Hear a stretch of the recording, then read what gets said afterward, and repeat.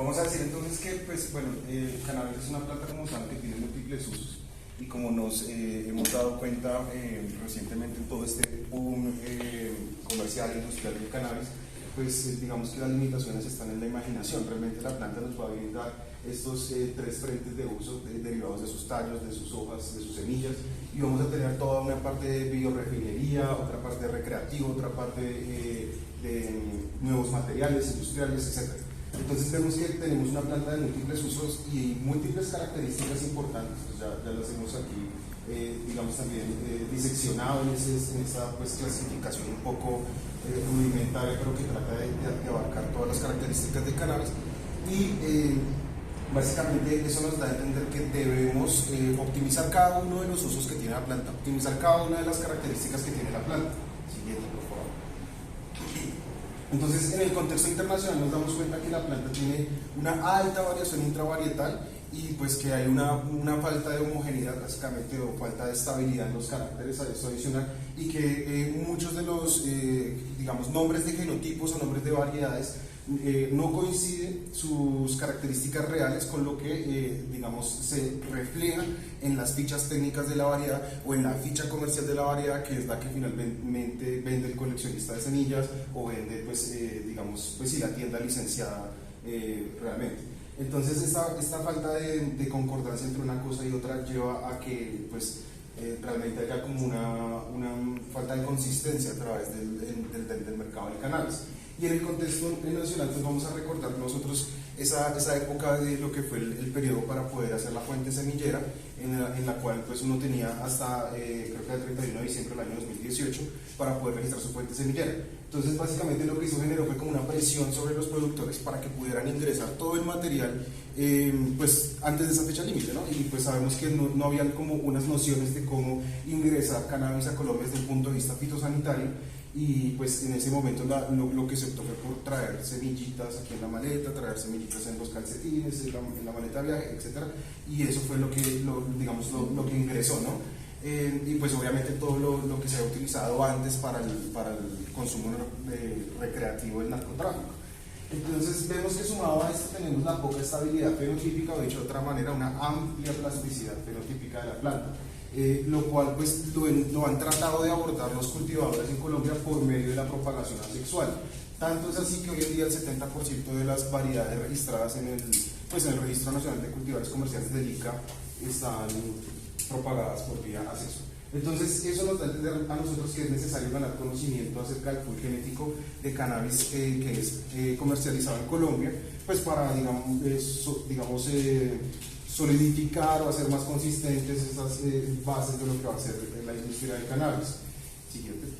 Entonces, bueno, ya entrando en la metodología, entonces tenemos pues un diseño experimental en bloques completamente aleatorizado con 4 accesiones, que fueron las que evaluamos en 3 subregiones, 3 repeticiones por cada uno de los materiales en cada región, lo que me da un total de 36 parcelas, cada una con 70 plantas. Bueno, nosotros igual pues nos ceñimos a lo que decía el ICA. Igual la caracterización se hizo sobre 20 plantas, que los analizaron datos sobre 10. Y bueno, la caracterización bioquímica la hicimos por medio de cromatografía líquida o HPLC. Y bueno, aquí hacemos una anotación, y es que no, de las 360 plantas que caracterizamos a nivel morfológico, no cada una le hicimos cromatografía, sino que hicimos pools de 10 plantas, es decir, un pool por parcela para un total de 36 pools. Y eso fue lo que llevamos a UHPLC, y eso fue lo que le hicimos análisis por medio de marcadores moleculares. Entonces, claro, aquí está la primera parte morfológica, una parte de bioquímica, y aquí terminamos con esta parte de genotipificación y secuenciación. Siguiente. Entonces, pues, grosso modo, los resultados en una primera parte nos indicaron que las 4 accesiones que estábamos evaluando no eran accesiones como tal, no guardaban, digamos, como correlaciones significativas entre individuos de la misma accesión, sino que esas 4 accesiones se distribuían muy bien en 3 grupos, que los obtuvimos aquí, que los mostramos en azul, amarillo y gris, y esos 3 grupos lo que están representando ahí es de alguna manera unas características que se mantienen incluso a través de pools de plantas que fueron separados, porque nuestras 4 accesiones venían de diferentes proveedores. Y lo que podemos rescatar acá es una clasificación que se asemeja mucho a esa clasificación de 3 grupos que tienen en este momento, pues, por ejemplo, autores como Daniela Vergara, autores como Lynch, autores como, bueno, entre otros. El caso es que esto nos dio la oportunidad de buscar dentro de cada uno de estos grupitos este comportamiento, cómo se estaban comportando los cannabinoides, y nos dimos cuenta que tenemos un grupo que pues acumula mayor THC, un grupo intermedio y otro grupo que acumula mayor CBD.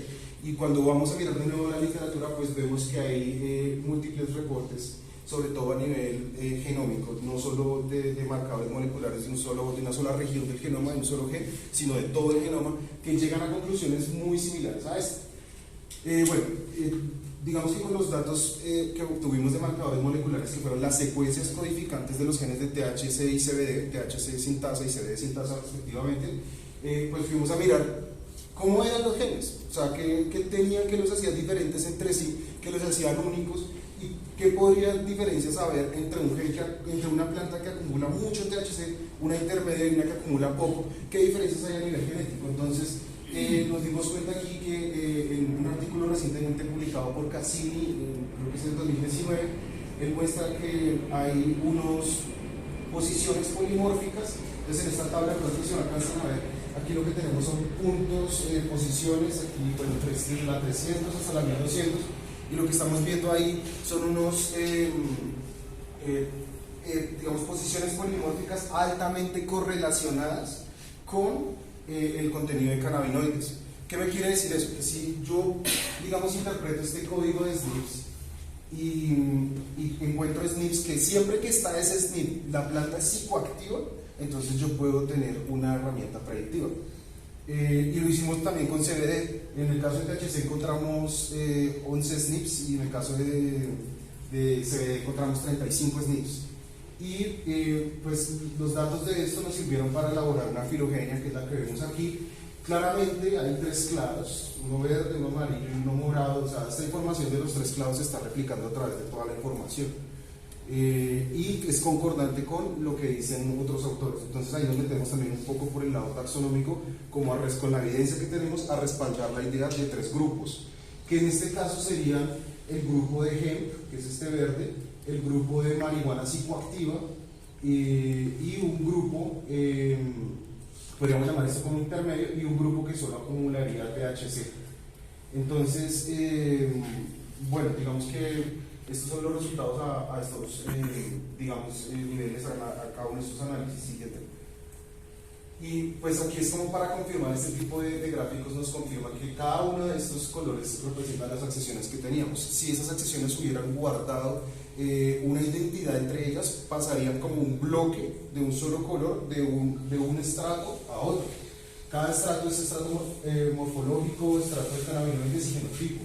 Entonces lo que vemos es que los accesiones, los colores presentan este comportamiento, como cruces en X, ¿no?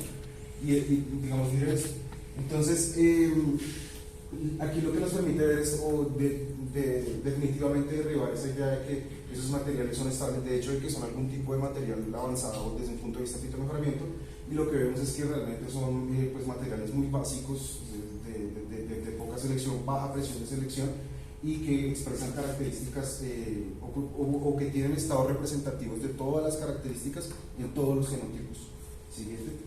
Entonces, bueno, eso ya se les acaba de decir, no hay accesiones. Ante la regulación, ninguna de esas accesiones fue no psicoactiva, y eso fue, pues, digamos, también relevante para nosotros porque en ese momento estábamos con una licencia de no psicoactivo. Bueno, representamos entonces las secciones taxonómicas propuestas por múltiples autores de cannabis, y vemos entonces que con los datos de componentes morfológicos, bioquímicos y genotípicos representan la misma información. Siguiente.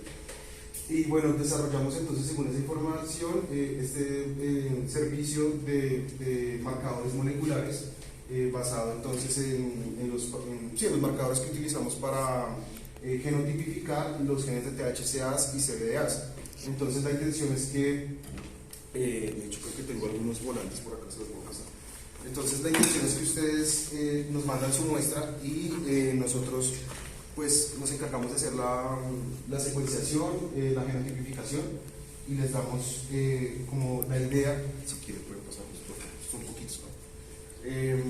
Entonces les damos la idea de qué es lo que pueden hacer con esas plantas, si las pudieran cruzar entre sí, qué tipo de selección hacer, dirigidas a qué carácter, porque digamos uno podría perder el tiempo pensando en una variedad que tal vez va a mejorar con una gran cantidad de CBD, una gran cantidad de THC, y lo que pasa es que en el fondo genético esa planta pues no tiene genes para eso, ¿sí? Entonces ya desde este punto de vista usted ya va más seguro qué es lo que va a hacer, o si va, repito, si va a hacer algún tipo de cruzamiento, pues entonces quiénes son los parentales para obtener ya las bases genéticas deseadas. Y creo que ya con esto terminamos. Muchas gracias. Bien.